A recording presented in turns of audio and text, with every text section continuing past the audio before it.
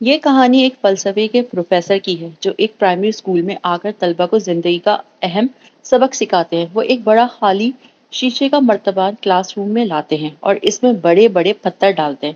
پھر وہ طلبہ سے پوچھتے ہیں کہ کیا مرتبان بھر گیا ہے؟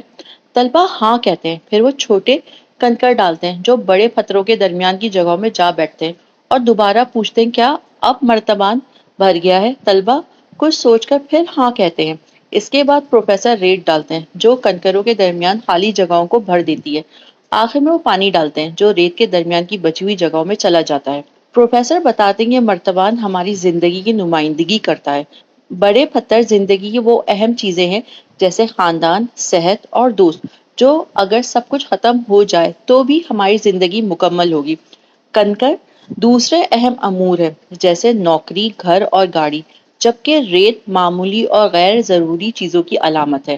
اگر ہم پہلے ریت اور کنکر ڈالیں تو بڑے پتھروں کے لیے جگہ نہیں بچے گی۔